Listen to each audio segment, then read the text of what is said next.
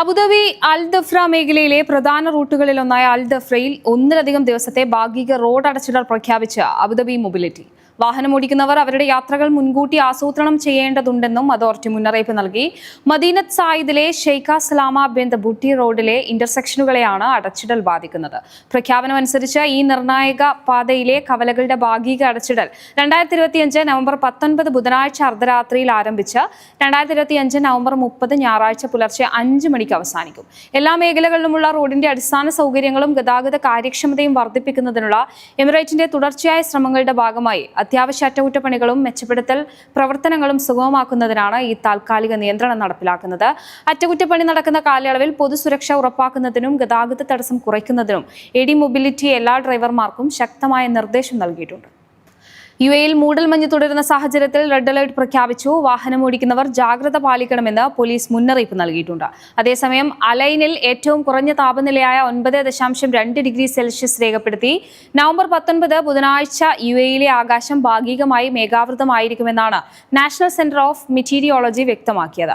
രാജ്യത്തെ ചില തീരദേശ ആഭ്യന്തര പ്രദേശങ്ങളിൽ രാത്രിയിലും വ്യാഴാഴ്ച രാവിലെയും കാലാവസ്ഥ ഈർപ്പമുള്ളതായിരിക്കും. ഇവിടെ മൂടൽമഞ്ഞ് രൂപപ്പെടാൻ സാധ്യതയുണ്ട്. വടക്കു പടിഞ്ഞാറൻ ദിശയിൽ നിന്ന് മിതമായ രീതിയിലും പടിഞ്ഞാറൻ ദിശയിലേക്ക് മണിക്കൂറിൽ 40 കിലോമീറ്റർ വേഗതയിലും കാറ്റ് വീശാൻ സാധ്യതയുണ്ടെന്നും NCM അറിയിച്ചു. താമസാനുമതി നിയമലംഘനങ്ങളും വിസ ക്രമക്കേടുകളും തടയുന്നതിനുള്ള കർശന നടപടികളുമായി കുവൈത്ത് റൊമൈത്തിയ റെസിഡൻഷ്യൽ ഏരിയയിൽ അനധികൃതമായി പ്രവർത്തിച്ചു വന്ന വീട്ടുജോലിക്കാരെ റിക്രൂട്ട് ചെയ്യുന്ന സ്ഥാപനം അധികൃതർ പൂട്ടിച്ചു. മനുഷ്യക്കടത്തിലും അനധികൃത വിസ സംഘടിപ്പിക്കുന്നതിലും സ്ഥാപനത്തിന് പങ്കാളിത്തമുണ്ടെന്ന് കണ്ടെത്തിയതിനെ തുടർന്നാണ് നടപടി. ഒന്നാം ഉപപ്രധാനമന്ത്രിയും ആഭ്യന്തരമന്ത്രിയുമായ ഷെയ്ഖ് ഫഹദ് യൂസഫ് സൗദ് അൽ സബാഹിന്റെ നിർദ്ദേശപ്രകാരമാണ് ക്രിമിനൽ ഇൻവെസ്റ്റിഗേഷൻ ജനറൽ ഡിപ്പാർട്ട്മെന്റിന് കീഴിലുള്ള റെസിഡൻസി അഫയേഴ്സ് ഇൻവെസ്റ്റിഗേഷൻ വിഭാഗം നടപടി സ്വീകരിച്ചത്.